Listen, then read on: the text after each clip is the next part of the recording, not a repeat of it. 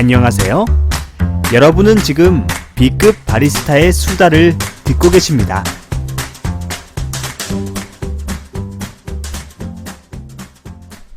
B급 커피 이야기 제 147회. 안녕하세요, 바리스타 이씨아저씨입니다.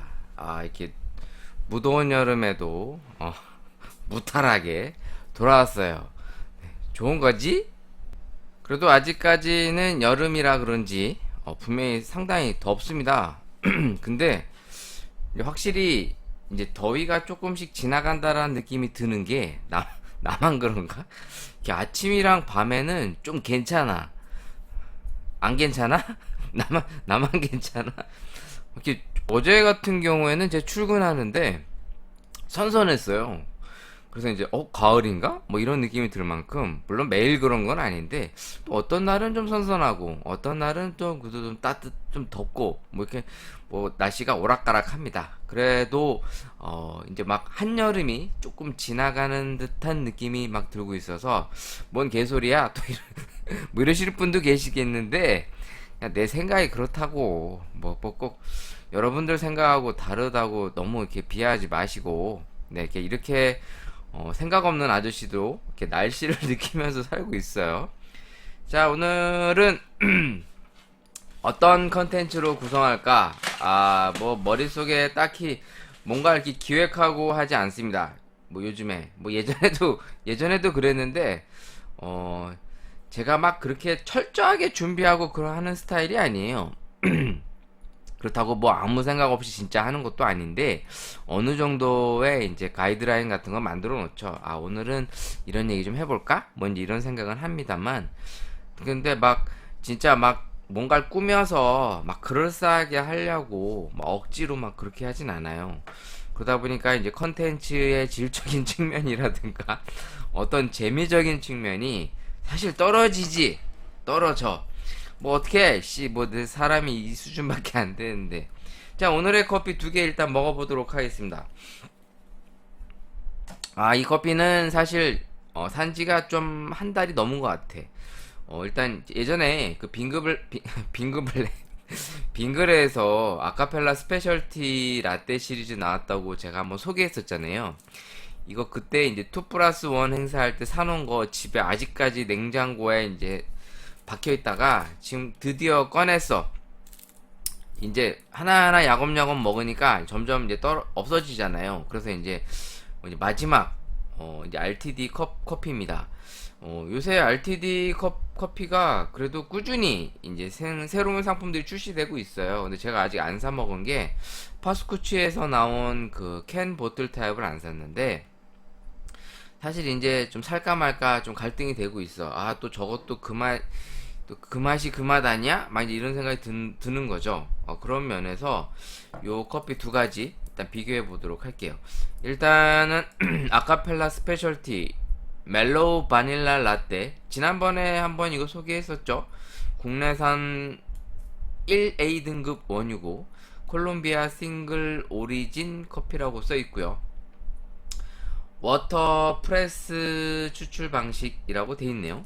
네, 하나는 이제 프렌치입니다. 토스티드 캐러멜 마끼아또, 네, 프렌치라고 써 있어요. 일단 요 멜로우 바닐라 라떼는 써있기로는 마다가스카르, 네, 라고 써있습니다. 마다가스카르. 네, 우리 그 영화 알죠? 그 영화인가 만화인가 그 있잖아요, 동물들 나오는 거. 마다가스카르. 그쵸? 몰라? 관심 없어? 그 예전에 그 동물원에서 동물들이 탈출해갖고 뭐 이렇게 나오는 만화 있었어요. 마다가스카. 마다가스카. 이거 그 뭐지, 미국 센트럴 파크에 있는 동물원에서 동물들이 이제 탈출했던 건가? 하여튼 뭐 그 있어요. 하여튼 뭐 아프리카로 가는 이야기. 그 뭐 이상하게 뭐 그 남극 펭귄들도 나오고 있잖아요. 그 유명한. 아무튼 에이씨 나 몰라 이씨. 나 모르겠어 이씨. 나 몰라 이씨. 이 지도로 보시면 이 탄자니아 아래쪽 모잠비크 그 옆에 섬이에요. 섬. 좀 큰 섬인데, 그러니까 케냐 아래가 탄자니아, 그 아래가 모잠비크 맞나? 에이씨, 나 무식해서. 일단 위쪽이 그 에티오피아, 이제 소말리아가 나오죠. 그 옆에 또 예멘, 뭐 기타 등등 한번 구글링으로 지도를 좀 보세요. 저는 요 아프리카 지도를 이제 교육할 때 많이 활용하고 있거든요. 뭐 이제 세계사적인 측면에서, 뭐 종교적인 측면에서도 그렇고, 요 아프리카의 이제 땅덩어리가 요 중동 지역과 또 터키, 유럽과의 어떻게 보면 가까운 이야기들을 통해서 뭐 커피 이야기를 하면서 여러 가지로 많이 활용을 하는데, 요 마다가스카르라고 하는 이 섬나라라고 해야 되나?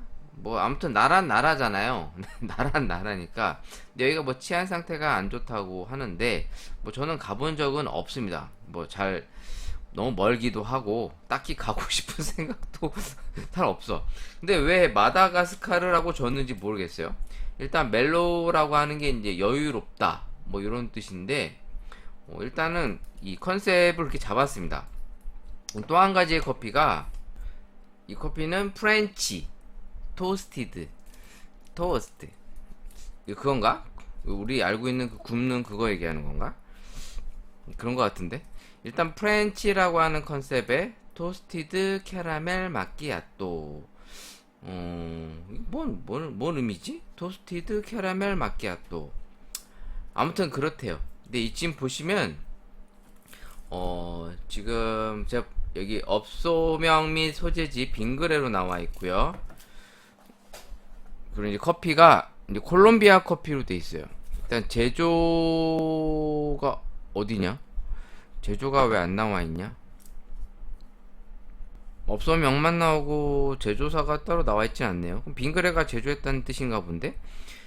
일단 뭐 원유가 들어있고, 콜롬비아 농축의 커피 들어있고, 일단 콜롬비아 안티오키아 커피 추출액이 또 들어있고, 혼합 분유 들어있고, 그렇게 써있네요. 합성 향료가 3가지 들어있다. 이제 바닐라는 그렇게 써있어요.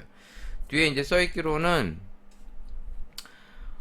퍼펙트 밸런스 라떼라고 하면서 최적의 레시피로 찾은 기분 좋은 달콤함, 뭐 기타 뭐 갖다 좋은 얘기는 다 썼어. 뭐 안티오키아 스페셜티 원두로 완성한 진한 커피의 풍미, 뭐 이런 식으로 써있는데요. 지금 커피가 둘 다 똑같아요. 그러니까 같은 커피를 가지고 이제 2가지 타입의 음료를 만든 건데, 제가 지난 시간에 어떻게 평했는지 기억이 안 나. 시간이 지나면 다 잊어버리잖아, 맛이. 얘도 그런 거지. 일단 그 안 먹어본 것부터 먹어볼게요. 일단 지금 제가 뜯고 있는데, 이게 냉장 커피입니다. 냉장 커피. 오, 마셔보겠습니다. 오, 커피가 오지게 진해. 오,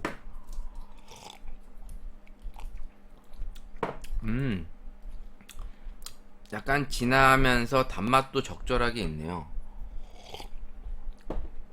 근데 딱 먹으면 막 싸구려 커피 맛 나는 그런 컨셉은 아니에요.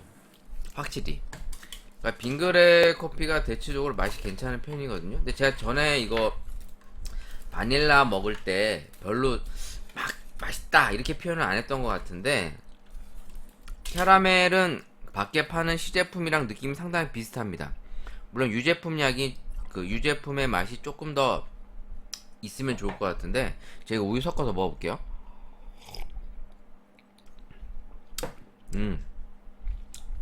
확실히 바닐라, 이 멜로우 바닐라 라떼보다는 요 토스티드 캐러멜 마키아토가 조금 더 우리가 많이 먹던, 익히 먹던 그 음료의 느낌과 많이 연출이 비슷합니다.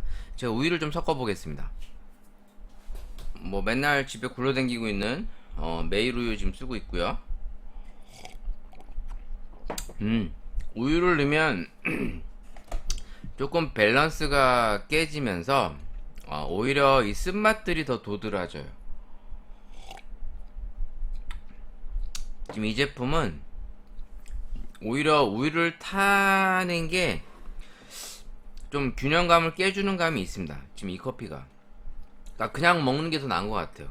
그러니까 원래 유제품들을 넣으면 좀 더 부드러워지거나 이제 좀 단맛이 감소하면서 대체적으로 이런 RTD 가공 커피들이 우유를 타는 게 좀 더 느낌이 좋은 경우가 있는데, 이 제품은 그냥 원 상태로 먹는 게 나은 것 같아요. 약간 좀 최적화가 되어 있는 것 같습니다. 그러니까 우유를 타면 오히려 그 맛이나 이런 것들이 전체 균형감이 확 깨져 버리는 것 같습니다. 지금 둘 다 그렇고요. 그런 면에서는 확실히 빙그레가 이런 유제품 커피들이 상당히 괜찮다, 잘 만든다, 이런 생각이 좀 듭니다. 근데 이게 제조사가 따로 안 나와 있고 그냥 업소명과 소재지로만 구분이 돼 있어요. 그러니까 이거 그냥 뭐 빙그레에서 제조를 하겠죠, 그럼. 네, 따로 표기가 안 돼 있는 거 보면. 그러니까 시중에 유통되는 커피들이나 이제 가공 커피들이 확실히 조금씩은 이제 소비자의 입맛이 익숙해졌던 그런 입맛들을 잘 구현하고 있는 것 같습니다. 예전에야 뭐 인스턴트 커피 그러면 사실 야이 그래봐야 인스턴트지 이러면서 바로 내려 먹는 커피를 이길 수 없다 뭐 이런 거에 대해서 저도 약간 편견이 상당히 강했는데 지금은 좀 안 그래요. 특히나 이렇게 혼합 음료 같은 경우에 물론 아메리카노 같은 어떤 드립커피는 아직까지 많이 쫓아오기가 어려워요. 특히나 이런 가공 커피들은 그 신선함을 그대로 발현하기가 좀 어렵습니다. 아직까지 기술로는 그런 것 같아요. 왜냐면 이 가공을 시켜 버리면 그 순간 그 묘한 그 느낌이 사라져요. 그 리얼한 느낌이. 그러니까 바로 내린 커피에서 날 수 있는 느낌이 잘 안 난다는 얘기죠. 그거는 뭐 냉장을 하든 냉동을 하든 똑같은 것 같아요. 사실 냉장을 하게 되면 그 특유의 인스턴트스러운 느낌 커피가 확연히 납니다. 집에서도 먹으면 그래요. 뭐 에스프레소로 내려서 뭐 큐브를 만들든 에스프레소로 내려서 냉장고에 잠깐 넣어놓든 그 변질되는 커피의 맛을 쉽게 잡기가 어려운 것 같아요. 그러다 보니까 오리지널한 그냥 블랙커피 같은 경우에는 확실히 그 바로 내려서 먹는 커피를 이기기가 상당히 어려운데 이런 혼합 음료 같은 경우에는 적절한 재료의 배합과 좀 좋은 재료만 쓰면 충분히 시중에서 먹는 그런 커피와 비슷해요. 사실 이런 마키아토나 바닐라 라떼는 거의 그냥 단맛에 먹는 거잖아요. 커피 자체의 느낌이 안 느껴지죠. 사실 이런 것도 뭐 스페셜티라고는 해도 이게 진짜 스페셜티인지 아닌지 알 수가 없어요. 이렇게 섞어버리면 진짜로 사실 그냥 오리지널하게 우유만 섞은 뭐 카페 라떼라면 모를까 뭐 단 거 섞고 뭐 이거 섞고 향 섞고 그러면 사실 이게 진짜 좋은 커피 원두인지 싱글 오리진인지 몰라요. 진짜 바리스타들도 몰라. 매겨놓으면 이게 뭔 커피인지 당연히 저도 모르죠. 이게 진짜인지 아닌지 알 수가 없어요. 근데 그럼에도 불구하고 이런 가공 커피들, 특히나 이제 혼합 음료 스타일의 커피들이 상당히 맛이 좋아졌다. 그리고 예전 같으면 사실 이런 것들이 이제 프로모션을 하면 보통 좀 싸잖아요. 뭐 2+1 같은 거 하면 밖에서 웬만한 커피 그래도 이제 뭐 워낙 가성비 좋은 커피들이 많이 나오곤 있습니다만 그래도 이제 서너 잔을 먹기에는 조금 부담스럽지 않은 가격대에 이제 프로모션들을 많이 하니까 한 번쯤 먹기 괜찮다 뭐 이런 생각이 좀 드는 것 같습니다. 뭐 간단하게 요 빙글의 요 아카페라 스페셜티 시리즈 두 가지 토스티드 캐러멜 마키아토, 멜로우 바닐라 라떼 요 두 가지 한번 먹어봤고요. 뭐 특별하게 막 감동이 넘치고 뭐 그런 커피는 아닙니다만 아무래도 이제 저 역시도 이런 비슷한 뉘앙스의 커피를 워낙 많이 먹다 보니 물론 최근에 먹었던 동원 오리진스도 그렇습니다만 요새 맛있어요. 커피들이 대체적으로 다 뭐 사실 이 페트 타입으로 나오는 냉장 커피들이 아닌 거는 워낙 아무래도 이제 다양한 성분들이 들어가 있어서 이제 좀 맛이 좀 그렇긴 합니다만 이런 냉장 커피류들은 확실히 퀄리티가 좋구나 라는 거를 먹을 때마다 느끼는 것 같습니다. 자, 이제 다음 순서로 넘어갈게요. 이번 순서는 이제 기사를 조금 다뤄보고 또 이제 질문에 좀 답해보는 순서를 가져보겠습니다. 아시겠지만 요새 뭐 댓글도 없고 뭐 딱히 사연도 없는데 문의 글이 하나 있어서 한번 얘기를 같이 나눠보려고 합니다. 일단 문의의 내용은 이래요. 안녕하세요. 요즘 즐겨 듣는 팟캐스트를 통해 커피를 조금씩 알아가고 있는 커리니입니다. 저는 현재 바리스타 일을 알바로 직원이 아닌 파트타임으로 일을 하고 있는 커피를 좋아하는 커피 지망생입니다. 제가 듣는 방송에 사연을 보내보긴 처음인데요. 하도 사연을 안 보내신다고 하니 제가 한번 보내보고 있습니다. 감사하다. 감사하다. 우리 방송이 이래. 아무도 안 보내. 그래서 듣는 사람도 많지 않고, 아닌데, 듣는 사람은 많은데, 보통 안 보내. 뭐, 나도 안 보내지만. 아무튼 고맙습니다. 제가 일하는 카페에서 느꼈던 점들과 궁금한 것들을 좀 여쭤보려고 합니다. 제가 카페에서 알바 개념으로 일을 하다 보니까 실질적으로 커피를 많이 다루진 않습니다. 물론 요즘에는 에스프레소 추출도 이제 가르쳐 주시면서 좀 배워보고 있는데요. 제가 일하는 카페에서는 원두를 상당히 많이 담아서 추출하고 있습니다. 어느 정도 많이 담냐면 포토필터가 잘 끼어지지 않을 정도로 많이 담아서 추출을 하는데, 제가 아무리 생각해도 이런 추출법이 맞나 싶은 생각이 듭니다. 왜냐면 주변에 카페 일을 하는 제 친구들과 한번 이런 얘기를 한번 나눠본 적이 있는데요. 다른 친구들 얘기로는 원두를 너무 많이 담는 거 아니냐 라고 얘기를 해주더군요. 그래서 사장님한테 여쭤봤습니다. 원두를 원래 이렇게 많이 담는 거냐? 사장님 말, 좀 더 맛있는 커피를 내려주기 위해서 원두를 많이 담아서 추출하는 것이다 라고 얘기해 주시면서 자기가 지시해 주는 내용에 잘 따라주기를 바라셨어요. 사실 저는 커피에 대해서 워낙 모르니까 그런가 보다 하고 이제 따라주곤 있는데, 이제 컨텐츠를 요즘 들으면서 커피에 대해서 조금 관심을 가지다 보니 지금 추출하는 방식이 옳은 방식인지, 또한 이런 것들이 잘못된 거라면 어떤 부분들이 잘못되는 건지 많이 궁금하기도 합니다. 그리고 요새 커핑이라고 하는 것도 커피에 대해서 공부하면서 조금씩 알게 됐는데요. 바리스타 이씨 아저씨는 어떤 식으로 커핑을 하는지도 조금 궁금해지고요. 그리고 혹시 집에서나 실제 카페에서 커핑을 하시는지 한번 여쭤보고 싶습니다. 항상 좋은 컨텐츠를 위해서 노력해 주시는 아저씨께 감사드리고, 그래도 멀리서나마 응원하고 있다는 것을 알려드리고 싶네요. 건강하세요. 감사합니다. 땡큐. 그래도 방송하는 그런 힘이 나는 이런 글들이 있어서 저 역시도 기쁘고 같아요. 뭐 사실 컨텐츠의 이제 퀄리티에 대해서 뭐 사실 할 말은 많겠죠. 뭐 왜냐면 요새 유튜버나 블로그 또 이제 또 자기 주변에 커피를 한다 하시는 분들이 많을 테니까 사실 그런 분들과 제가 굳이 경쟁하고 싶진 않습니다.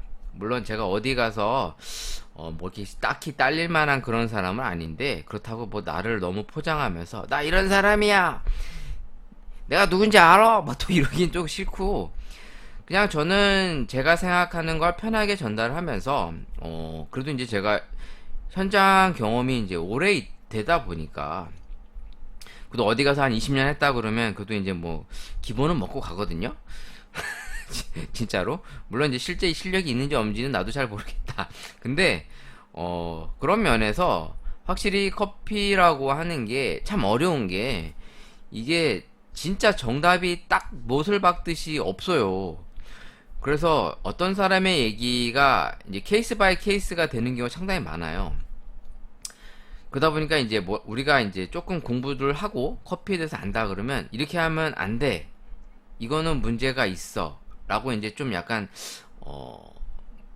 이렇게 뭐라 그럴까, 무자르듯이 딱 이렇게 얘기하는데, 사실 커피가 그렇게 얘기하는 게 상당히 위험합니다. 왜냐하면 지금 문의해 주신 것이 이제 두 가지잖아요. 하나는 업도징과 관련되어 있는 문제와 이제 제가 커핑 어떻게 하냐 이런 걸 물어보신 건데, 사실 업도징에 대해서 이제 좀 찾아보시면 사실 부정적인 글이 상당히 많습니다. 저 역시도 업도징에 대해서 딱히 좋아하진 않아요. 저는 업도징을 하지 않습니다. 근데 사실 업도징이라고 하는 그 개념부터 조금 이해를 해보셔야 되는데, 이 업도징이 나타나기 시작한 거는 사실 예전부터도 있었어요. 예전부터. 그러니까 이제 초창기 커피 시장이 시작됐을 태동할 때, 프랜차이즈 시장 때부터 이미 업도징은 있었는데, 사실 이게 표면으로 나타나진 않았었죠. 왜냐면 요즘에는 워낙 유튜브나 블로그처럼 이제 커뮤니티가 충분히 활성화가 되고 온오프라인으로 이런 것들이 많이 알려지기 시작하니까 이런 업도징에 대해서 얘기가 나오는데, 사실 예전의 업도징과 오늘날의 업도징의 좀 개념 차이가 좀 있습니다. 물론 그냥 단순히 보면 업도징, 그러니까 도징량이 많다거든요. 그러니까 우리가 일반적으로 많이 하는 그 도징에 딱 못 박듯이 얘기하긴 할 수는 없어요. 왜냐면 이 바스켓의 상태, 물론 바스켓이 몇 그램짜리냐, 뭐 IMS냐, VST냐 이런 것도 있고요. 머신기가 반자동이냐, 수동이냐, 프리 인퓨전 기능이 있느냐부터 딱 다 들어가요. 왜냐면 이게 업도징을 하는 이유부터 조금 알아야 됩니다. 물론 업도징을 하면 이제 샤워 필터 스크린에 무리하게 이제 뭐라 그럴까? 내 말이 또 갑자기 생각이 안 나요. 머리 아프니까 미치겠네 진짜. 원두가 과하게 당기다 보니까 샤워 필터 스크린을 이제 압박해요. 그러면 이제 샤워 필터 스크린이 찌그러지거든요. 이게 원래는 샤워 필터 스크린이라고 하는 게 조금 밀착되어 있지 않고 아래로 살짝 이렇게 내려와 있습니다. 둥그런 모양이 일반적인데 평평하지만 약간 그 굴곡이 있어요. 근데 이게 업도징을 하다 보면 자꾸 눌려서 샤워 필터 스크린이 찌그러져요. 아니면 파손되기도 하고 그 사이에 원두가 많이 끼기도 해서 실제로 이제 어떻게 보면 역류가 될 가능성이 충분히 있죠. 물론 3웨이 밸브가 있어서 이게 보일러 안까지 들어가진 않아요. 기본적으로 이제 물을 차단하는 기능이 전자 제어가 있기 때문에 여기 예를 들어 이제 우리가 커피가 역류하는 거 아니냐 이제 이렇게 물어보시는데, 보일러까지 들어갈 일은 잘 없어요. 물론 있을 수도 있겠지. 근데 이 3웨이 밸브라고 하는 것이 있기 때문에 기본적으로는 이게 확 역류해서 확 들어가긴 어렵습니다. 그러다 보니까 이런 단점이 있음에도 불구하고 업도징을 하시는 부류가 실제로 있고요. 이게 실제로 호주나 유럽에도 있어요. 그러니까 여행을 가서 이 업도징을 해서 이 과소 추출하시는 이 에스프레소 추출을 많이 보셨는지 모르겠는데, 사실 이런 거는 좀 우리나라에서도 좀 커피 한다 하시는 분이 에피소드 같은 걸 종종 얘기합니다. 예를 들어 뭐 박근하 바리스타가 이탈리아에 가서 에스프레소를 봤는데 뭐 컬컬컬 쏟아지는 에스프레소를 보고 문화 충격을 받았다 뭐 등등부터 있죠. 왜냐면 제가 처음 커피를 배웠던 20여 년 전만 하더라도 그때 당시에는 좀 약간 쥐어짜는 추출법을 많이 강요했어요. 마치 에스프레소는 꿀 떨어지듯이 줄줄줄줄 떨어지고 뭔가 이렇게 과다 추출처럼 나와야만 에스프레소다, 진액처럼 했는데, 이제 커피의 시장의 규모도 커지고 다양한 커피를 다루다 보니까 추출법이 다양해졌죠. 또 실제로는 이런 업도징을 하는 카페들이 꼭 그런 건 아니지만 특징들이 있어요. 참고로 제 주변에 업도징을 하시는 분이 계십니다. 근데 이 업도징을 할 때에는 분명한 근거가 있어야 돼요. 자기가 왜 업도징을 하는지, 왜 이렇게 추출하는 건지에 대한 근거가 명확하게 좀 있어야 되는데, 대체적으로는 그런 걸 구체적으로 설명하지 못하시는 분들도 많이 있죠. 그 업도징을 하시는 분들의 꼭 그런 건 아니지만 제가 느꼈던 바는 커피의 그 에스프레소 특유의 기름지고 텁텁한 맛을 싫어하시는 분들이 업도징을 많이 합니다. 업도징을 할 때에는 대체로 분쇄도를 좀 굵게 해요. 분쇄도를 좀 굵게 해서 원두의 양을 조금 더 많이 올려서 쥐어 짜듯이 추출하는 건데, 이렇게 되면 생각보다 커피가 상당히 가벼워집니다. 그러면서도 적절한 향과 밸런스가 잘 나타나요. 왜냐면 원두양 자체가 많다 보니까 원두에서 쥐어짜는 성분이 적다 하더라도 이게 결과적으로는 많은 양에서 원두에서 조금씩 나오는 양이 모아져서 상당히 산뜻한 커피로 추출이 되는 거죠. 실제로 저도 업도징을 하던 사람과 일을 해봤기 때문에 제가 개인적으로는 업도징을 좋아하지 않습니다. 왜냐면 굳이 업도징을 하지 않아도 물의 온도나 원두의 양, 분쇄도, 그리고 이제 펌프 압력으로 그 맛을 제어할 수 있어요. 그러니까 그런 비슷한 맛을 내줄 수 있다는 거죠. 하지만 그러기에는 경우의 수가 많고 귀찮아지니까 그냥 조금 더 편안하게 분쇄도를 굵게 해서 원두의 양을 많이 담아 짜내는 거죠. 그런데 이 업도징의 장점이 분명히 있어요. 업도징의 장점이 있습니다. 그리고 또 이제 업도징을 해야만 그 맛이 나와야 될 때도 분명히 있어요. 왜냐면 분쇄도나 다양한 방법으로 다 조절을 했는데 그 맛을 못 잡았어. 이럴 때는 분쇄도를 굵게 해서 업도징을 하면 그 맛을 해결하는 경우가 종종 있어요. 꼭 그런 건 아니지만. 그러다 보니까 업도징이라고 하는 거를 분명히 문제가 있죠. 왜냐면 헤드 쪽에 샤워 필터 스크린에 무리한 감을 준다든가 뭐 여러 가지 요소, 또 이제 원두를 많이 쓴다든가 기타 부정적인 견해가 있지만, 이거를 다짜고짜 업도징 하면 안 돼요 라고 이렇게 단언하듯이 얘기하기에는 조금 문제의 소지가 있는 거죠. 왜냐면 업도징으로서만 나올 수 있는 그 맛이 있기 때문에 이러한 단점이 있음에도 불구하고 업도징을 해서라도 그 맛을 내주고 싶다라는 어떤 그 집만의 어떤 개성을 때론 존중해 줘야 될 필요성도 있다는 거죠. 그러니까 다짜고짜 업도징을 따라라는 건 아니고요. 그러니까 이 업도징이라고 하는 그 필요성이 분명히 있는 겁니다. 만약에 지금 사연을 주신 분의 카페가 업도징을 해야만 그 맛이 나오고 이 상황에서만이 그 커피의 퀄리티 유지가 가능하다라면 저는 그건 존중하는 일이라고 생각합니다. 근데 아무 근거 없이 그냥 원두를 때려 박는다. 왜냐면 예전에 이제 제가 처음 커피 프랜차이즈 할 때만 해도 커피를 수북하게 담은 다음에 레벨링을 해서, 그러니까 꾹꾹 담는 거죠. 꾹꾹 담아서 레벨링을 해서 탬핑을 해서 추출하는 그 무지하게 힘을 줘서 했었던 무식했던 방법이 예전에 상당히 있었어요. 근데 또 그 시절에는 또 그렇게 해야 된다고 믿었고, 또 그렇게 추출하는 커피를 소비자들이 좋아했었습니다. 왜냐면 그 특유의 그 텁텁하고 묵직한 커피가 이게 또 잘 나타나거든요. 그래서 과거에는 업도징을 상당히 많이 했었어요. 오히려 그러다가 스페셜티 커피 시장으로 오면서 조금 더 기술적이고 일관성 있는 커피 맛을 내주고 효율적인 추출법들을 계속 개량하고 개발하다 보니까 조금 더 완성도 높고 또 과학적으로 접근하면서 논리적으로 설명해 줄 수 있는 합리적인 추출법들이 이제 많아짐으로써 예전에 이렇게 무식하고 어떤 괌으로만 하는 스타일의 커피가 조금 이제 설득력이 떨어지게 되는 거죠. 그런 면에서 업도징이라고 하는 건 지금도 실제로 유럽이나 호주 쪽, 그리고 이제 이탈리아 쪽에서도 추출을 하고 있어요. 네가 뭘 아는데 뭐 이렇게 얘기할 수도 있는데, 저도 이런 본 사례가 있었기 때문에 이탈리아 사람들이 왜 이렇게 추출을 할까, 뭐 이제 이런 것들에 조금 생각을 하게 됐지만, 뭐 사실 그들의 또 나름의 또 감과 또 뭐 할아버지 때부터 이렇게 했으니까요. 뭐 또 이런 뭐 할아버지가 썼다는데 뭐 내가 할 말이 있나? 뭐 할아버지 아버지 때부터 그렇게 했어요라고 하는데 뭐 그런 거 있잖아요. 우리도 김치 만들고 음식 만들 때 우리 할아버지야 우리 선조가 이렇게 레시피를 개발해서 이렇게 합니다라고 그러면 뭐 그런가 보다 하고 먹는 것처럼 뭐 그런 접근을 해보시는 것도 나쁘지 않겠다. 그냥 업도징에 대해서 부정적인 견해 저도 있어요. 그 참고로 저 업도징 안 해요. 저 업도징 잘 안 하는 편인데 진짜 커피 맛을 잡기 어려울 땐 저도 업도징을 하는 편이에요. 물론 업도징을 해서 좋지 않은 어떤 상황들이 많이 연출되고 있죠. 머신이 고장이 발생률이 높다라든가.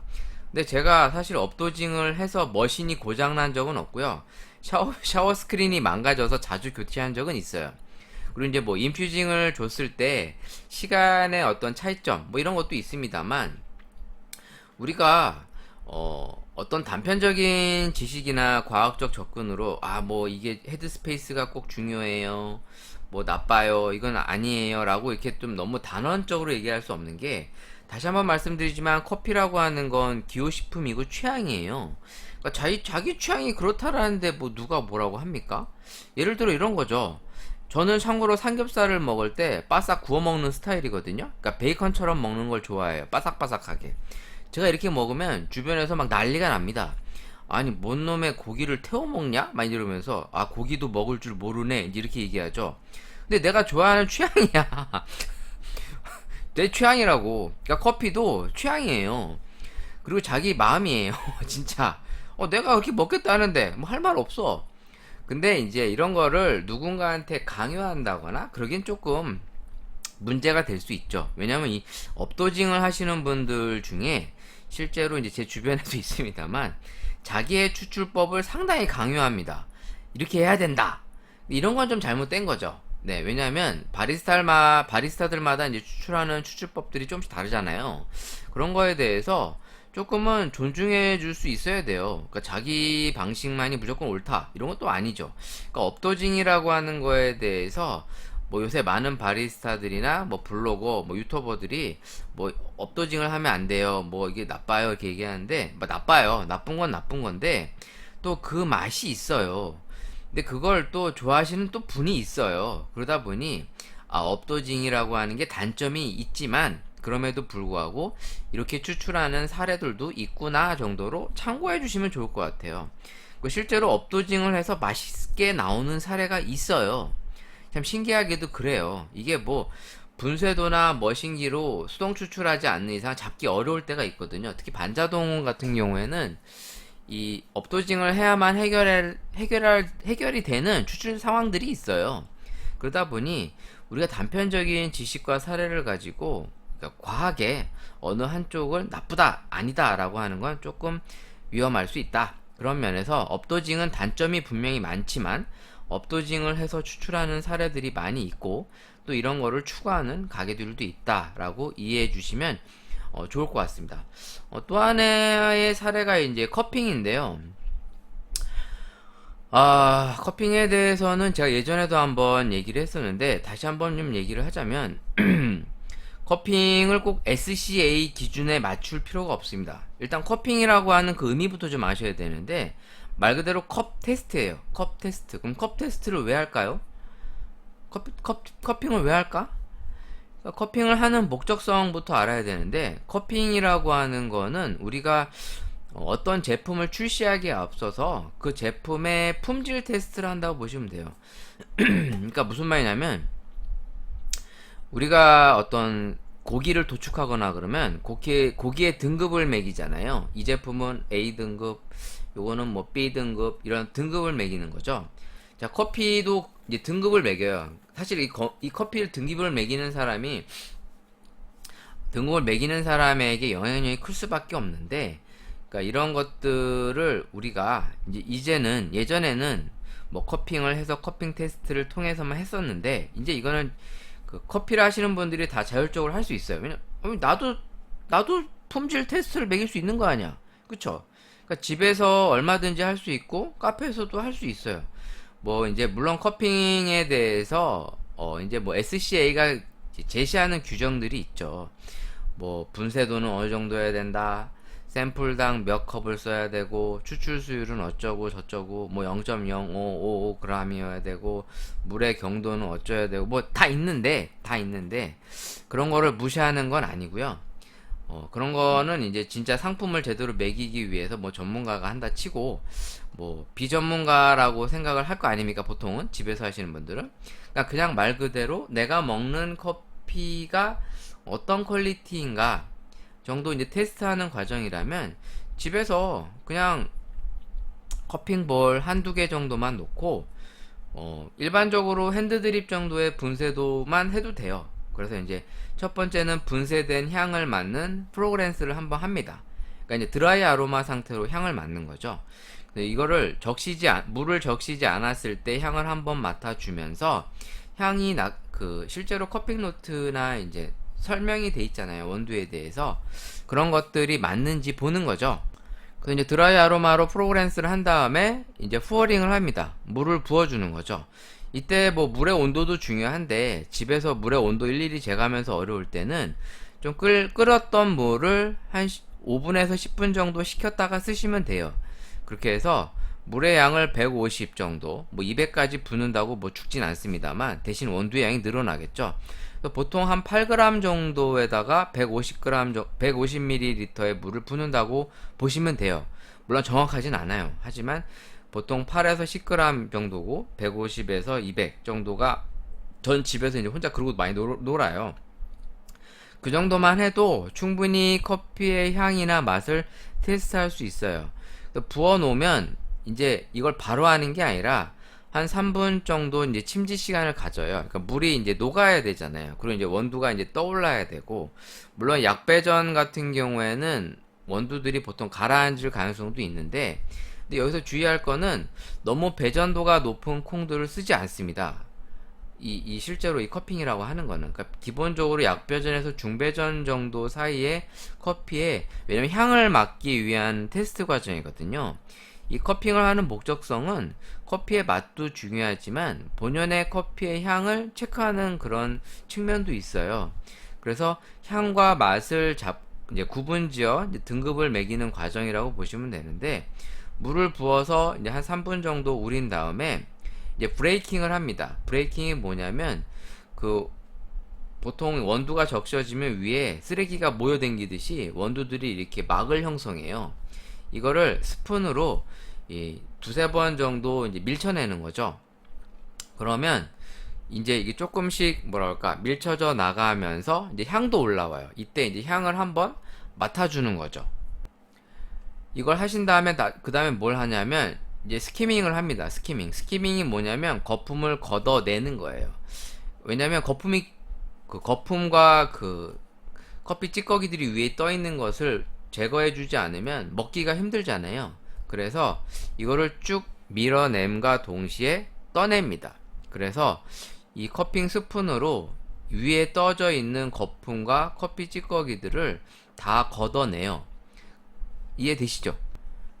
그러니까 쉽게 집에서 하실 때에는 꼭 뭐 브레이킹, 스키밍 해야 되냐 이렇게 생각하실 수도 있는데 안 하셔도 돼요. 그냥 커피를 물에 녹여서 향과 맛을 느껴본다 라고 정도로 생각하시면 됩니다. 물론 집에서도 이제 뭐 우리 타임모아 저울 같은 게 좀 그나마 싸니까 하리오 저울이나 타임모아 저울 같은 거 해놓고 뭐 비율을 딱딱 맞춰서 하면 좋지 않느냐, 뭐 150ml에 8.25g 딱 맞추면 좋겠지만 쉽지 않잖아요, 그렇게 하기가. 그러다 보니 그냥 8g에 150ml 정도만이라도 해서, 아니면 뭐 10g에 뭐 150에서 200 하셔도 상관없어요. 뭐 물의 온도 조금 오차 있어도 괜찮아요. 그냥 집에서 할 때는 기본적인 맛과 향을 어느 정도 느껴주기 위한 거를 하는 거라 편하게 하셔도 돼요. 굵기 정도만 조금 핸드드립 사이즈로 굵게 해서 하시면 되고요. 뭐 사실 이걸 좀 더 제대로 하려면 물론 매뉴얼들이 다 있습니다. SCA가 제시하는 기준, 또 요즘 블로그나 유튜브 같은 거 보면 하는 방법도 자세하게 잘 나와 있는데, 뭐 그런 걸 하나 보셔서 하는 것도 좋지만, 그냥 저는 집에서나 학원에서 그냥 쉽게 해요. 그냥 이런 매뉴얼을 조금 응용을 해서 쉽게 합니다. 그래서 뭐 실제로는 이 커피 맛을 한 번에 다 보는 게 아니고요, 조금씩 식어가면서 이제 테스팅을 해요. 예를 들어서 90도 같은 경우에는 너무 뜨겁잖아요. 먹기가 힘들죠.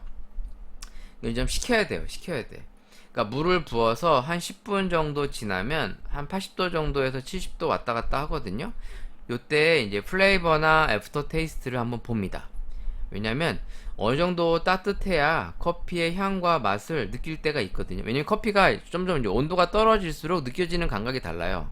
왜냐면 아이스 때 우리 혀가 좀 더 디테일하게 좀 잡잖아요, 맛 같은 거를. 왜냐면 따뜻할 때는 산미가 안 느껴졌는데 좀 식어가면서 미지근해지면 이제 산미가 올라오는 거 있죠. 그런 것처럼 그 온도에 따라 느껴지는 구분이 있어요. 그래서 보통 60도에서 70도가 되면 산미와 바디 밸런스 같은 건 전체적인 걸 봅니다. 왜냐면 식으니까 조금 더 맛들이 잘 잡혀요. 반면에 이게 조금 더 식으면 이제 단맛이나 이제 뒤에 올라오는 맛들을 명확하게 잡을 수가 있어요. 그러니까 어떤 맛들이 좀 전체적으로 잘 나는지, 이게 클린한 커피인지, 이런 것들이 좀 식으면 좀 더 잘 느껴져요. 그러면서 온도에 따라 조금씩 단계적으로 이제 테스팅을 하는 거예요. 물론 뜨거울 때 하면 안 되냐? 뜨거울 때 해도 되죠. 뜨거울 때 해도 되는데, 뜨거울 때 하다 보면 맛을 잘 캐치를 못할 수가 있어요. 예를 들어 뜨거울 때 먹으면 산미 같은 게 확 도드라지게 나타나지가 않거든요. 이게 조금 식어줘야 산뜻한 산미인지 불편한 산미인지 이런 것들을 명확하게 집을 수가 있죠. 그래서 전체적으로 이제 커피가 단계적으로 식어가는 가운데 맛 테스트를 조금씩 하면서 이거를 마지막에 오버올이라고 해서 이제 종합평가를 하게 됩니다. 이제 주간평가죠. 주간평가. 앞쪽에는 내가 물론 사람이라는 게 객관적일 수는 없어요. 그렇잖아요. 느끼는 바도 조금씩 사람마다 다를 거고, 어떤 사람들은 요게 조금 더 정확하게 잡힐 수 있고, 어떤 잘 못 잡을 수 있어. 그래서 커핑이라고 하는 건 혼자 하는 게 아니고 원래 여럿이 하는 건데, 집에 혼자 있는데 뭐 어쩔 수 없잖아요. 그쵸? 혼자서도 해보는 거예요. 이렇게 해보면서 이 맛과 향을 느끼는 테스팅을 좀 여러 차례 해보면서 어떻게 하는지에 대해서 좀 감각을 익히다가 나중에 이제 여럿이 모여서 커핑을 하는 거죠. 물론 코로나다 보니까 이 커핑을 참 하기가 좀 애매해요. 또 공개적으로 여럿이 모여서 하면 눈치도 보이고 그래서 어렵죠. 그래서 이제 보통은 잘 아는 사람들끼리 비공개적으로 보통 2명 정도 모여서들 많이 하시는데, 뭐 방역 수칙을 최대한 준수하면서 이제 하시겠지만, 아무튼 이 커핑이라고 하는 게 여럿이 모여서 해야만 하는 일이다 보니 현실적으로는 좀 어렵습니다. 요즘 같은 땐. 그러다 보니까 집에서라도 혼자서 이렇게 온도의 변화에 따라 느껴지는 것들, 그러니까 산미, 바디 밸런스, 단맛의 어떤 균일함과 일관성 있는 맛이 나오는지 어떤 종합평가들을 온도의 변화에 따라 조금씩 하는 거죠. 처음엔 플레이버, 그 다음에 바디감과 밸런스, 애시디티 뭐 이런 것들을 한번 해보는 거예요. 집에서.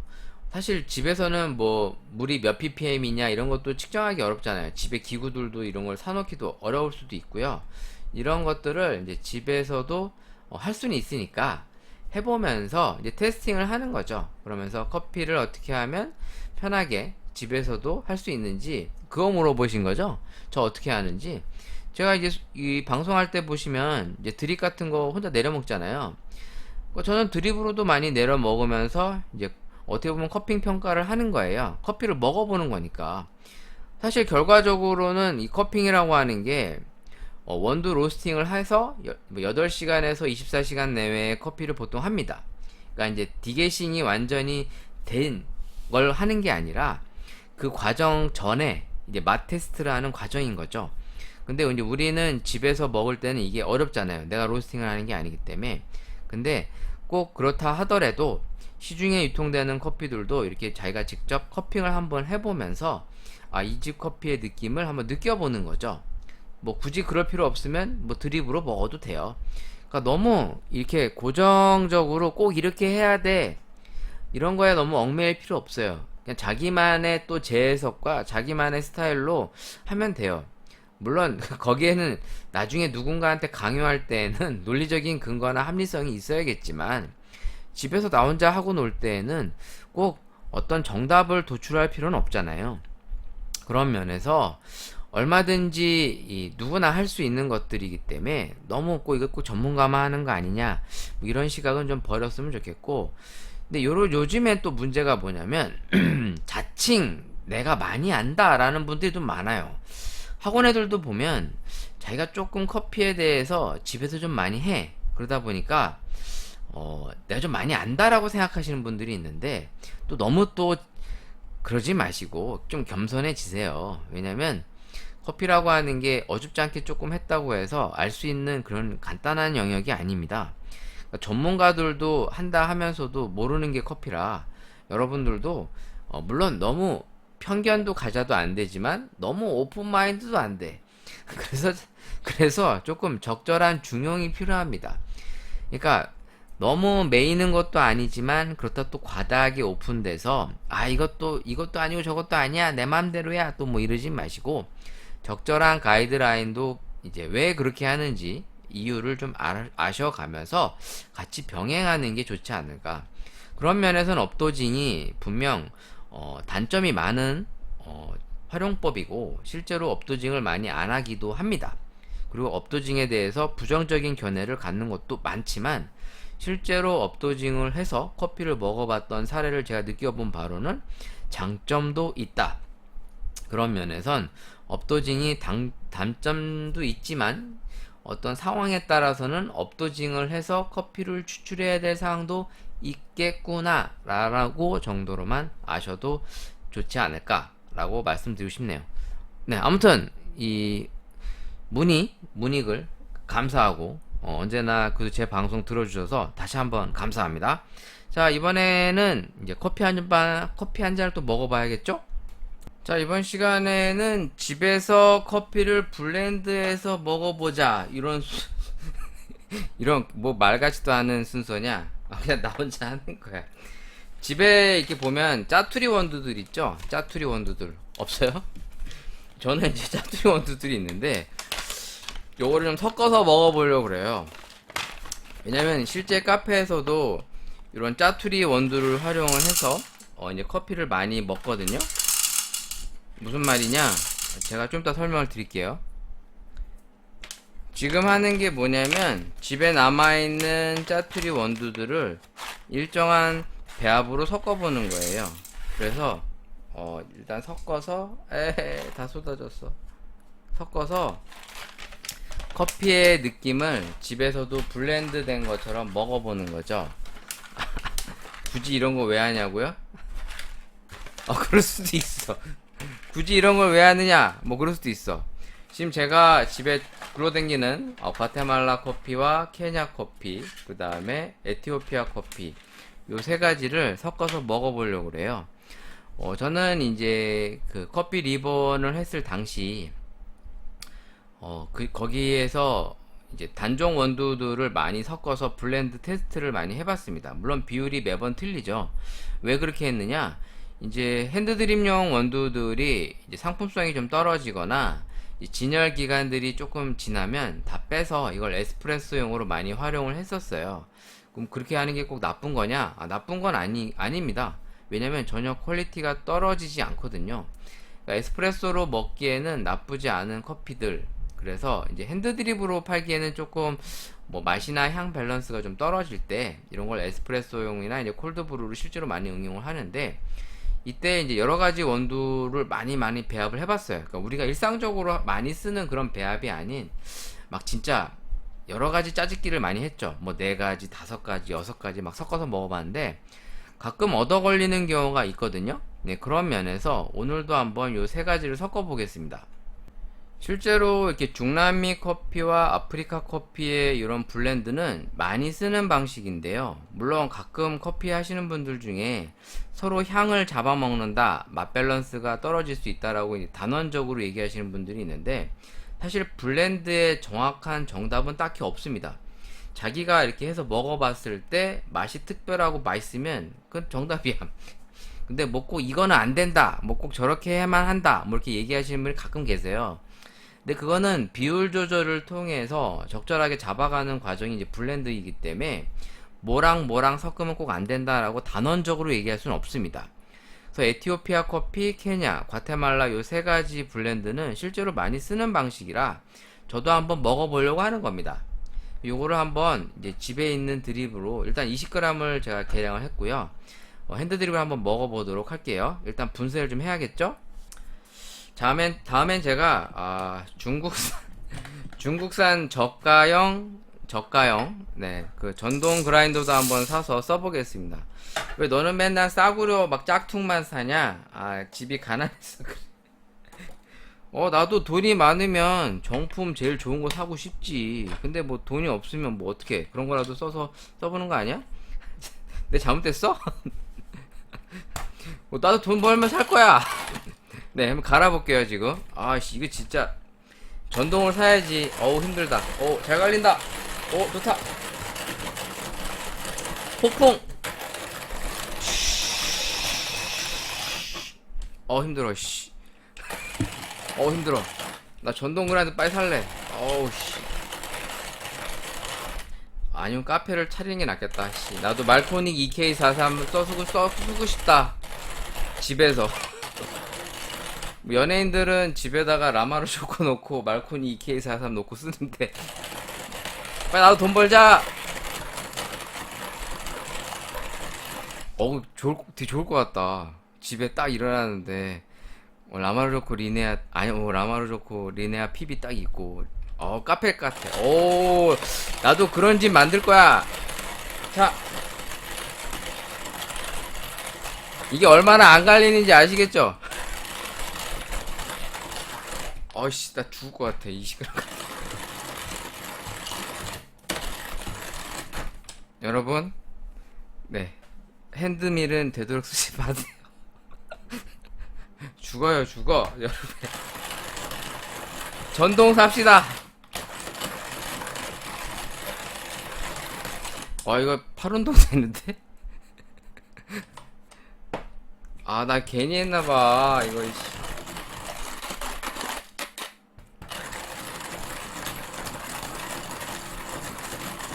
오. 얼추 다 갈렸어요. 오. 근데 아직 한두 알 정도 있는 것 같아요. 네. 이거 또 청소해야지, 좀 이따가. 자, 일단 요거를 이제 프로그랜스를 해야겠죠? 네, 이렇게 갈아서 향을 만든 거예요. 향은 좋아요. 향이 좋습니다. 요거를 이제 마셔볼게요. 자, 준비가 얼추 됐는데요. 제가 지금 하고 있는 거는 집에 이제 양이 적절하게 남지 않은 짜투리 원두들 있죠? 뭐 3g, 5g 막 이런 거 하나 내려먹기 애매한 거 이제 그런 것들을 원두들을 모아다가 이제 블렌드해서 먹는 거예요. 그러니까 별거 아니에요. 개념으로 보면 별거 아니야. 남는 거 그냥 갖다 짬뽕 만드는 거야. 이해되시죠? 지금 짬뽕을 만드는 건데 이게 생각 외로 얻어 걸려서 맛있는 경우들이 있어요. 왜 저울이 왜 안 돼? 또 저울 또 사야 되나? 얼마 쓰지도 않았는데? 타이머와 저울을 하나 사야 되겠다. 저울을 사야겠다. 준 거야? 이게 저울이 1g 단위로만 되는 거라, 그러니까 정확하게 0. 몇 g 이게 안 재집니다. 그러니까 이런 거는 커피용 저울이 아니고 그냥 뭐랄까 1g 단위로만 재야 될 때 그럴 때 쓰는 저울인데 이 집에 이거밖에 없어요. 그 다음에 그 타임모아 저울을 하나 사보려고 해요. 왜냐면 이게 상당히 가격대도 싼데 쓸만하기도 하고 또 0. 단위가 되기 때문에 일단 그렇다 치고, 자, 이 블렌드 커피의 목적성 다시 한번 얘기하지만 이제 집에 짜투리 원두들이 있을 때 이제 섞어서 먹어보는 겁니다. 그래서 맛을 이제 먹어볼 수 있는 커피 맛을 연출해 보는 거죠. 지금 제가 아이스로 내리고 있고요. 자, 이것도 똑같이 이제 블렌드 된 거예요. 과테말라, 케냐, 에티오피아. 맛이 있게 나오나 그걸 볼게요. 일단 물줄기를 가늘기해서 한번 50g 정도 붓고 뜸들이기를 합니다. 제가 쓰고 있는 요 드리퍼가 한마디로 얘기해서 미세망 드리퍼, 그러니까 이제 필터지 없이 쓰는 건데 확실히 좋긴 합니다. 근데 이제 청소할 때가 조금 이게 늘러붙어 있잖아요, 망 자체에. 이럴 경우에는 그냥 필터를 같이 겸해서 쓰셔도 돼요. 네. 저는 그래서 필터를 안에 놓고 쓰고 있어요. 세척하기가 힘들어서. 자, 이제 이렇게 물을 부으면서, 사실 커피라고 하는 게 분명 어려운 건 맞는데 어렵지만 또한 누구나 할 수 있는 게 커피입니다. 그래서 집에서 나만의 커피를 이렇게 만들어서 먹어보는 것도 전 참 좋다고 생각이 들고요. 그러니까 집에 있는 짜투리 원두들을 한 두세 가지를 모아서 먹는 거예요. 실제로 이렇게 먹어도 되냐? 먹어도 돼요. 왜냐면 원두 섞은 거 많이 팔잖아요. 이렇게 해서 제가 지금 200g 정도를 물을 붓습니다. 그러니까 실제 추출하는 양과 또 차이점이 있겠죠? 네, 이렇게 해서 지금 아이스로 먹어보려고 해요. 맛이 있는지 없는지 제가 테스트를 하려고 합니다. 뭐 이런 거는 돈 드는 것도 아니고 어차피 남아있는 짜투리 원두들을 가지고 테스트 해보는 거고, 물론 이런 거를 꼭 핸드드립으로 먹을 필요는 없어요. 콜드브루로 섞어서 드셔도 돼요. 왜냐면 또 이 블렌드된 커피의 콜드브루 특유의 느낌이 있거든요. 특히 이제 침출식들 충분히 내려 먹을 수 있는 방식이기 때문에 뭐 어려운 거 아닙니다. 그러니까 커피라고 하는 게 진입 장벽이 낮고 분명히 누구나 시도해 볼 수 있는 장점이 있어요. 물론 그러다 보니까 경쟁이 많고 또 나만의 해석이 많은 게 문제인 거지, 실제로 커피는 내가 즐기기가 참 최적의 이 취미 활동입니다. 일단 돈도 많이 안 들어요. 뭐 기껏해야 이런 기구용품들 사봐야 뭐 1, 2만 원 밖에 안 하고, 물론 1, 2만 원이 모이면 수백 수천이 되는 거 아니냐 뭐 그럴 수는 있는데, 뭐 그렇다 하더라도 금전적으로 크게 부담이 안 가잖아요. 물론 업소용 머신기나 업소용 그라인더를 살려면 부담이 되겠지. 뭐 1000만 원, 몇백만 원짜리를 집에 놓고 쓰진 않으니까 뭐 그 정도 능력이 되시면 하지만 그 정도가 없어도 충분히 낮은 가격대의 제품으로 그 느낌을 살릴 수가 있다는 거죠. 그런 면에서 커피라고 하는 건 분명히 진입 장벽이 상당히 낮습니다. 자, 이제 지금 요거를 한번 우린 거를 먹어 볼게요. 이게 아무래도 핸드밀이라 분쇄도가 좀 곱게 안 된 것 같은데 느낌이 날지 모르겠어요. 제가 한번 마셔볼게요. 지금 일단 아이스로 만든 건데요. 느낌이 어떨지 제가 마셔보겠습니다.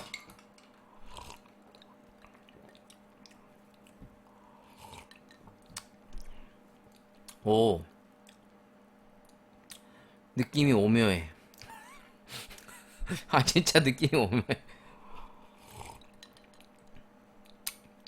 첫 맛에 그 새콤한 맛과 단맛이 일어나다가 또 묵직함도 있어요. 중간에 묵직함도 있고 뒷맛에 쌉싸름한 맛이 있어서 이게 단종 커피가 낼 수 없는 약간 복합적인 맛이 실제로 납니다. 근데 특별히 약간 바디감이 좀 세거든요. 지금 이게 생각보다 바디감이 세지만 맛은 괜찮습니다.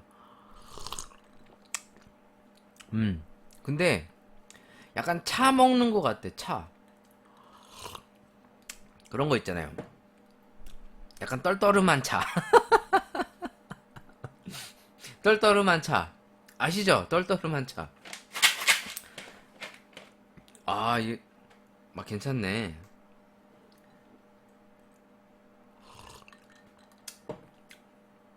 아, 제가 그리고 이거 커피와에서 원두 갖고 온 거 제가 방송에서 소개 안 했죠? 했나? 안 했던 것 같은데? 했어요, 제가? 아, 그럼 이것도 한번 먹어봐야겠네. 이거 커피와 지금 이게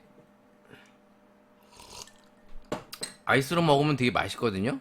자, 요거를 한번 또 내려볼게요. 이건 일단 블렌드 된 거고, 네, 일단 커피와에서 나온 요 에티오피아 블렌드도 한번 지금 한번 같이 먹어보도록 하겠습니다. 아, 물이 녹으니까 또 맛있네. 이게 물이 녹으면서 얼음물이 녹으면서 밸런스가 잡아줘요. 처음에는 약간 떫은 느낌과 센 묵직한 바디감이 있었는데 이 블렌드 된 걸 먹으면서 좀 얼음도 녹으니까 농도가 딱 좋아지고 있습니다. 아, 역시 커피는 참 어렵다. 이게 단순하게 보면 되게 쉬워 보이는데 참 맛이라고 하는 게 탁 이렇게 느낌이 탁 오는 게 아니거든요. 근데 요 세 가지를 섞으면 맛이 좋아요. 이번에는 이 커피와라고 하는 제가 예전에 한번 댕겨왔던 커피와에서 그 저희 학원생들이 제가 이제 다녀온 카페들 많이 소개해 드리거든요. 그리고 이제 원두도 실제로 먹어보기도 하고, 근데 이제 커피가 괜찮다 싶으시면 또 직접 다녀오세요. 그러면서 또 이제 다녀오셔서 이제 원두도 사갖고 오시면 이제 학원생들과 같이 먹어보면서 저는 좋죠. 저도 좋고 학원생들도 좋고 다양한 커피를 수업을 통해 먹어보고 비교해보고 이런 것들이 이제 선순환이 되는 거죠. 수업을 하면서. 제가 이제 카페를 다녀왔을 때 뭐 이제 괜찮다 싶은 것들 이렇게 추천해드리거나 이제 소개를 해드려요. 그러니까 뭐 그냥 무조건 가보세요 이런 게 아니라 마음에 드시면 갔다 와 보세요 이렇게 얘기하면 다녀오시거든요. 그러면서 이제 커피 먹어본 것도 얘기하고 또 겸사 같이 이제 커피들도 나눠 먹어보면서 이제 아, 이런 커피도 있구나 라는 걸 느껴보는 거죠. 자, 이번에는 제가 이제 똑같이 이번에 또 분쇄도를 좀 더 작게 해서 지금 에티오피아 커피와 블렌드, 지금 이게 에티오피아 내추럴과 워시드가 섞인 커피라고 들었어요. 근데 써있기로는 에티오피아 내추럴이라고 써있는데 일단 한번 요것도 분쇄해서 짜투리 먹어보도록 하겠습니다. 아, 역시 이게 너무 쉽지 않네.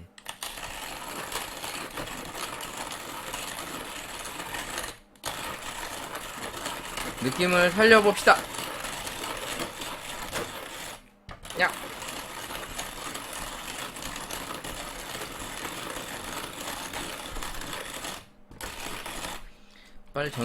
빨리 전동 사요.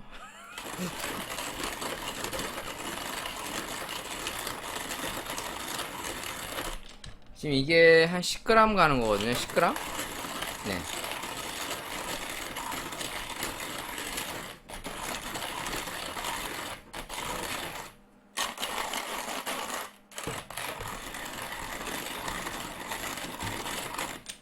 팔 아파. 와, 씨.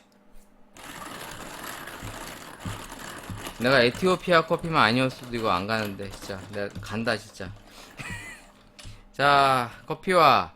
참고로 제가 커피와 드립백도 사왔는데, 아직 리뷰도 못했어요. 그러니까 지금 커피 리뷰하고 먹어볼 게 참 많죠. 근데 일단, 그래도 이것도 먹어봐야죠. 이게 지금 이미 개봉이 된 원두라 빨리 먹어보고, 네, 정리를 해야 될 것 같아요. 일단 빨리 시도를 해볼게요. 뜨거운 물 어디 갔어? 이 원두가 이제 개봉한 지가 일주일이 돼가서 이제 향이 확실히 많이 죽은 것 같아요. 제가 처음 먹었을 때는 요 드라이 아로마 상태에서도 과일 향이 엄청 잘 났는데 확실히 이제 좀 시간이 지나니까 향이 좀 죽었네요. 확실히 커피라고 하는 게 신선도에 영향을 너무 많이 받으니까 중명이 중요한 것 같습니다. 자, 요거를 한번 짧게 내려서 먹어볼게요. 원두 그람 수도 작고, 요거 아이스로 먹으면 맛있을 것 같은데 지금 얼음이 없어. 네. 일단은 지금 15배수 정도 내려서 따뜻하게 먹어보겠습니다. 지금 동전 드립이 아닌 나선형 드립을 하고 있고요. 일본식 정드립 스타일로 가는 물줄기를 활용해서 지금 이게 물 빠짐이 좀 빠른 드리퍼예요. 미세망 드리퍼가 생각보다. 그래서 조금 천천히 내려 주셔야만 커피와 물이 만나는 시간을 적절하게 좀 밸런스를 맞춰줄 필요가 있어요. 이게 분쇄도도 굵어버리면 너무 빨리 투과가 되니까 맛을 잘 뽑아내기가 어렵겠죠. 드리퍼에 따라서 실제로 방법이나 추출법들이 조금씩 달라집니다.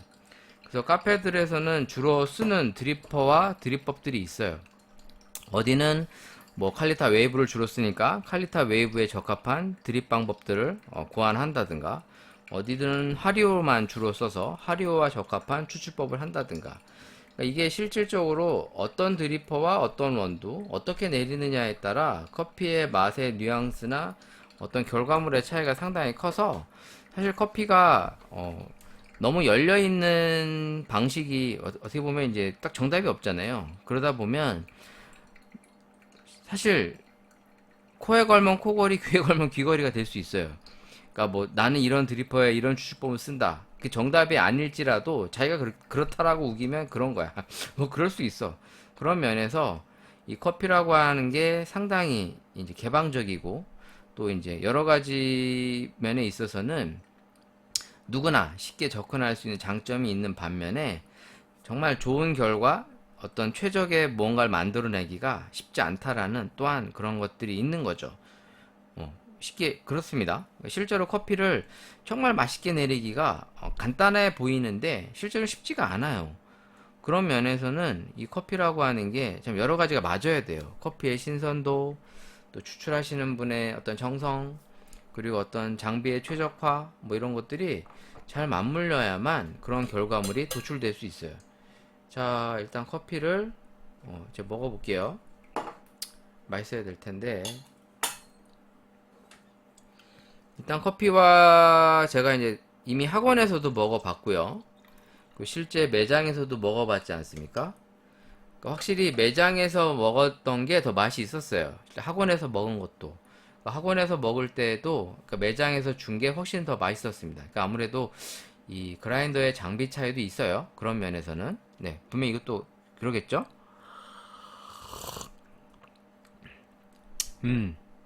느낌은 비슷하게 전달이 되는데, 이 드리퍼라기보단 요 핸드밀로 내리니까, 특히나 이런 좀 좋지 않은 저렴한 제품으로 내리니까 맛이 조금 명확하게 전달이 안 되는 것 같아요. 그래도 기본적으로 이 커피의 성격이 좀 전달이 됩니다. 제가 먹어봤지 않습니까? 지금 이게 에티오피아 블렌드, 그러니까 에티오피아로만 섞은 거라 아주 전형적인 에티오피아 커피의 어떤 기본을 잘 제시해줘요. 향, 맛, 뭐 예를 들어 플레이버, 바디, 밸런스, 에시디티, 이게 정말 에티오피아가 맞아 라고 딱 얘기할 만큼 전형적인 에티오피아를 잘 제시해주고 있어요. 그러니까 향 딱 느끼면 과일 향, 달콤한 향, 뭐 플로로한 향도 살짝 있는데 약간 그 과일 향 쪽이 더 가깝고요. 맛은 전체적으로 클린하고 밸런스는 단맛이 잘 나면서도 균형감 있고, 그러니까 전형적인 에티오피아 느낌을 그대로 고스란히 전달해줘요. 먹고 있으면 에티오피아 같은데? 라는 생각이 확 들 만큼 에티오피아 커피를 잘 제시해줍니다. 근데 확실히 학원에서 그나마 학원이 집보단 낫잖아요. 뭐 그라인더가 그나마 좀 이제 그래봐야 뭐 거기서 거긴데, 그래도 전동 그라인더를 쓰고 있고 그나마 먹을 만한 커피가 나오는 게 아닌가. 확실히 핸드밀이 조금 더 잘 구현을 못하는 것 같습니다. 이 아이스에다가 이렇게 딱 섞어 먹으면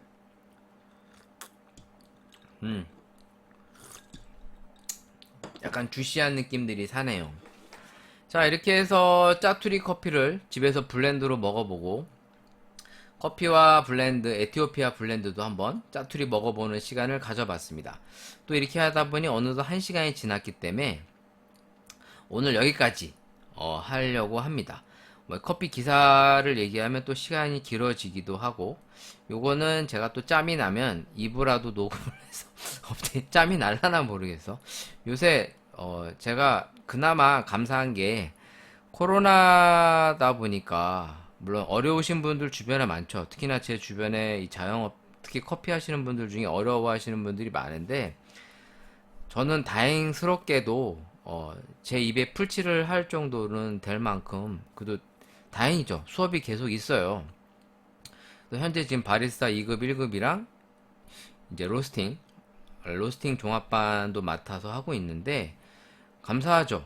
네, 저는 하나님께 진짜 감사하고 삽니다. 네, 여러분들이 저 자식도 헛소리하네 뭐 또 이럴 수 있는데, 뭐 여러분들이 뭐 신을 믿고 안 믿고는 제가 결정할 수 있는 영역은 아닌데, 그래도 요즘 같은 때에 제가 하고 싶은 것들을 하면서 행복한 삶을 누리고 있다는 게 미안스러울 정도로 고맙고 감사하다라는 생각을 하면서 살고 있습니다. 제가 뭐 어디가 잘나서 그렇겠습니까? 그러니까 이거는 내가 잘나고 뭐 똑똑하고 그래서가 아니라 정말 축복받은 거죠. 아니야? 백수만큼 축복받은 게 어딨어? 백수 프리랜서면서 밥은 먹고 산다는 게 이게 얼마나 축복이야. 정말 전 감사하게 살고 있고, 여러분들도 남과 비교하면 자꾸 우울하고 짜증나죠? 저는 남과 비교를 잘 안 해요. 남들과 비교하면, 남은, 뭐 20억, 50억짜리 아파트 산다. 뭐 난 전세다. 뭐 이런 거 비교하면 우울해지. 근데 그런 걸 비교하지 않고 그냥 현재의 나를 그냥 감사하게 바라보면, 먹고 싶은 거 먹고 산다. 그래도 수업은 하면서 돈은 번다. 나 하고 싶은 거 할 수 있다. 감사해요. 여러분들도 조금만 눈을 좀 낮춰서 자신에게 감사할 일들을 좀 찾아본다면 정말 많지 않을까. 요즘 같은 때 몸 아프지 않은 거, 이것도 감사죠. 아프지 않은 거, 밥 먹고 사는 거, 하고 싶은 거 할 수 있다라는 거, 이런 것만으로도 우리는 감사할 게 막 넘쳐나지 않나, 뭐 그런 헛소리 좀 해봤습니다. 커피 기사는 제가 혹시 좀 나중에 이걸 2부나 또 다시 한번 녹음을 할 수 있을 때 커피 기사거리 한번 다뤄보도록 하겠고요. 오늘 여기까지 녹음하도록 하겠고, 사연 주신 우리 분께 감사하고, 또 언제나 댓글 기다리고 있습니다. 사연과 댓글 기다리고 있으니까 많이 많이 보내주시면 감사하겠어요. 오늘 방송 여기까지 하겠습니다. 안녕히 계세요.